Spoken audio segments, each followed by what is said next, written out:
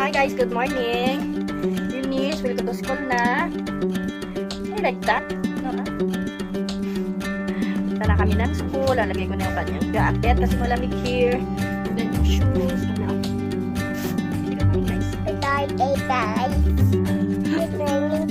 Ano yung ginagawa mo kanina? Kasi show them ano yung ginagawa. Ano yung ginagawa mo kanina? Ano yung ginagawa mo kanina? Dali.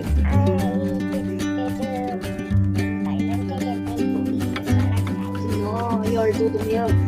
Diba? Kasi, show them. Nahiya siya. Yan ang ginagawa niya bago pumasok.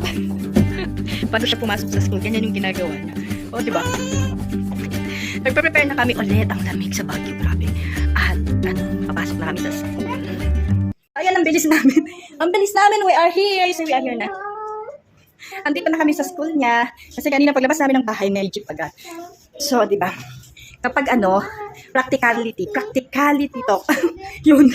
Ayun, mas okay pala pag wala kang sasakyan. Lalo pag wala kang masyadong income. Kasi nga, di ba, less cost, less maintenance. O, ganun. O, pamamasahe lang kami ng 13 pesos.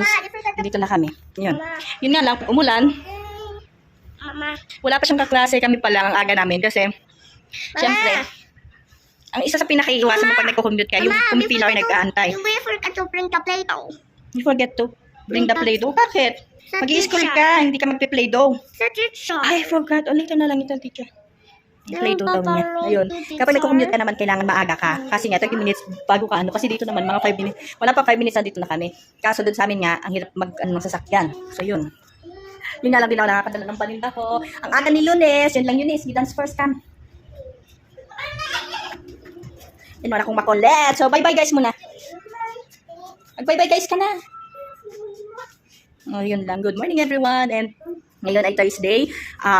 Tayo ay lumakbay o pumunta sa ating patutunguhan ng maayos. At ito nga pala sa Baguio, nag-outbreak ngayon ng gastroenteritis. Ano yun ba yun? Basta yun. Sa water.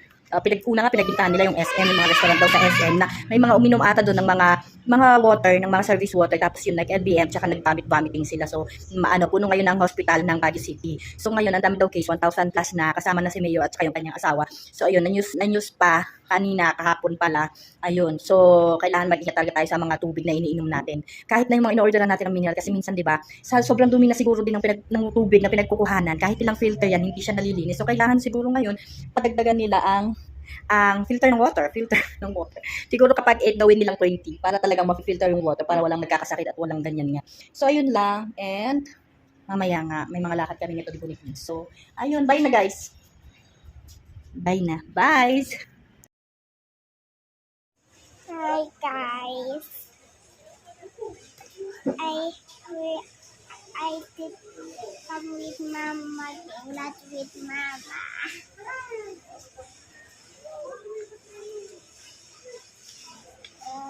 I'm just looking there. Hi guys, we are in the market. Ang dami kong ukay-ukay dito. Ukay-ukay. Kunwari, nagtitinda kami ng ukay-ukay, pero andito kasi kami sa gilid. Yan. Dito kami sa gilid, nag-aantay.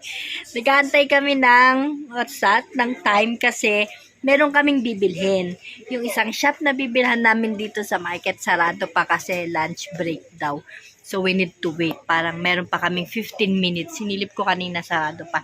So, dito kami sa gilid para hindi naman masayang yung nandito na kami, yung namin na nandito na. Alangan naman umuwi kami tapos babalik na naman, diba? So, aantayin na lang namin mag-open. Ewan ko ba kung bakit dito sa market dapat nagsalita na lang silang mag-lunch break, diba? Nung mga staff and para every time na may mamamalengke naman, diretso, di ba ganon? Dapat.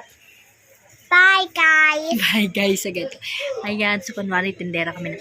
Ukay-ukay kayo dyan. Bye guys. O, say yung ukay-ukay first. Yung ukay-ukay kayo dyan. Ukay sa'yo.